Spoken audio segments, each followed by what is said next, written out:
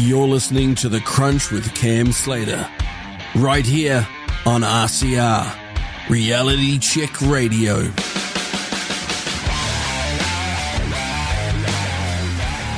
As National Enact and New Zealand First enter into negotiations to form a government, you have to admire the message discipline from all parties. They've steadfastly declined to have negotiations conducted via the media. It's admirable, necessary, and wonderful all at the same time. It shows that unlike the media, who are trying every pathetic trick in the book and puerile stunts to try and get a read on things, the politicians are taking these negotiations seriously. It's necessary because our mainstream or legacy media are no longer reporters of the news. They're literally the media party, pushing propaganda and their own agendas. And it's wonderful because it shows just how facile and puerile the New Zealand media really are. Over the past few days, we've seen the unedifying spectacle of mainstream journalists as they seek to create stories out of nowhere. They're so put out that neither Christopher Luxon nor David Seymour, nor especially Winston Peters, will speak to them. They're very put out that their inane and facile questions aren't being answered. It all started with Glenn McConnell from Stuff getting all outraged because Winston Peters read him his highly questionable pedigree. McConnell breathlessly wrote that Winston Peters had evaded questions after the final results of the election were released. And he claimed that Peters is the only one of the three coalition leaders to have avoided political reporters since the Electoral Commission confirmed the results on Friday. Well, so what? There's no obligation for Winston Peters to speak to anyone, and certainly not activist journalists who have taken scant interest in either Mr. Peters or New Zealand First. And that's the thing. The legacy media studiously and deliberately ignored New Zealand First, their candidates, and their policies. And now they're acting all surprised that no one wants to talk to them. Or worse, that these politicians are happy to talk to me or Sean Plunkett or Radio Wātea. But none are more angry about that than David Fisher, one of the most disingenuous journalists I've ever had the displeasure in meeting and interacting with. He emailed me, my mates, and started calling people on some wonky jihad because he's upset that Winston Peters gave me his only post-election interview on election night, ironically while David Fisher was consuming the free kai and booze at the New Zealand First Party. And here's one of his 10 questions to me. Congratulations on your election night interview with Mr. Peters, which is all the more extraordinary given it took place before Mr. Peters thanked his supporters, which has always been a priority for him on election night. It would appear to be the only interview Mr. Peters carried out for weeks after the election. What is it about your approach to political interviews that made for a compelling election night pitch to Mr. Peters? I mean, can you believe it? Talk about professional jealousy. Talk about bent out of shape.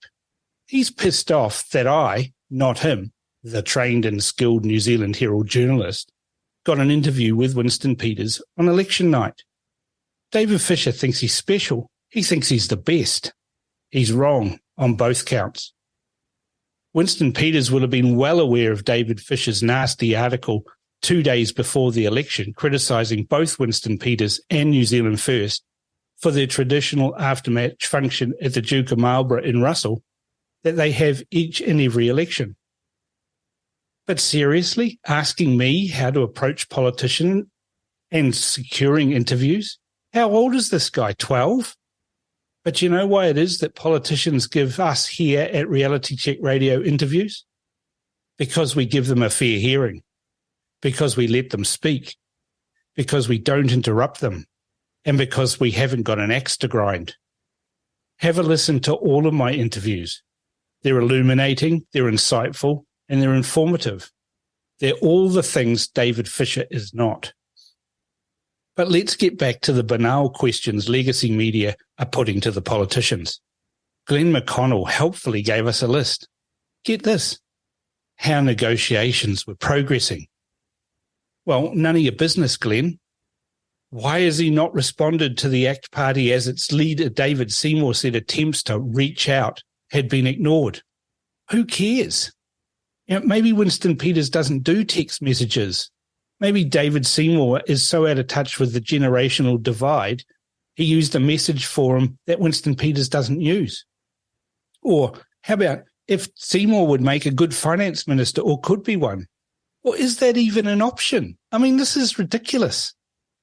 And when he would start speaking to political reporters again? Well, he hasn't stopped speaking, you dolt.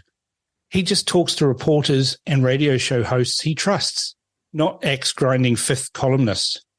He talks to reporters and journalists who actually do their work. Peters hit out at stuff, though, and it tells you everything you need to know. He said to McConnell, "Listen, sunshine, you didn't want to know what I was saying before the election. Now you want to talk to me after." You have to laugh, don't you? They don't get it, and long may that continue. Stuff then tried a different approach, sending Amberley Jack out to the campaign launch for the Port Waikato by-election. Instead of reporting what happened, we got a thinly veiled hatchet job showing just how childish and bent Stuff reporters are. And get this. This is an example of what she wrote. As the time neared for the Kingmaker's arrival, the room filled quickly. More turned up than anticipated. More plastic chairs were brought in. One young teen stood out amongst the crowd. His hair was one of the few that retained its natural melanin. I mean, what the actual ageist, abusive, churlish? Yes. News? Not even close. Yet this is what Stuff wants us to believe is quality journalism. It's rubbish. Not even news. Axe grinding agitprop. Little wonder then that the politicians won't speak to them. They are only showing the journalists the level of respect the journalists show the politicians. They're only picking up what the journalists are laying down. So why are they surprised? But then we get this little piece of puerile nonsense from One News, and I quote, "New Zealand First leader Winston Peters has arrived in Wellington ahead of a meeting with his caucus. Kicked off a 2-minute walk through the airport where he ignored reporters' questions. It echoes a similar scene during the campaign where Peters ignored 27 questions as he walked from the arrivals lounge to a taxi." Well, whoopee. And the questions? Well, again, they helpfully provide them. Again, I'm quoting. Greeting Peters as he arrived at Wellington Airport, reporters asked a range of questions, including, "How are you feeling? How are you doing today? Have you spoken to Mr. Seymour? Are you worried the ACT Party is going to hold up negotiations? Is that a bottom line for you, the pension age? How long will negotiations take? Anything nice to say about David Seymour? Have you spoken to David Seymour yet?" And one reporter even offered to carry Peters' carry-on suitcase down a flight of stairs for him. "I'm just being nice, genuinely," the reporter said. Yeah, whatever. Imagine if Winston Peters had accepted that offer to carry his suitcase. You can just see it now, can't you? One News would have led the evening's news bulletin with Winston Peters unable to carry his own suitcase, has to be helped by the media. Is he able to still be in coalition? Yeah, media, nice try. These journalists are facile, churlish dolts, undeserving of any answers, and it's high time that politicians treated them with the contempt they deserve. And if I were Winston Peters, the very next words out of my mouth would be, "It's time to defund the media." And then I'd set about ensuring that the new government put a moratorium on all government advertising for at least 6 months, forcing these lazy scumbags to start having to work for their living. Take away their state funding in all its forms and then see how they cope with that. They are the enemy of the people, attention-seeking haters and wreckers who are a large part of the problem we face in New Zealand, and it's time to take a wrecking ball to them. The media are incensed they're being ignored, so much so they have a wilting cauliflower on Newshub. Yes, the same Newshub, the media with their cap out, begging the politicians for more state funding to keep them afloat. The same Newshub that's owned by the multi-billion global conglomerate Discovery, and they want their hands filled with our taxpayers' dollars.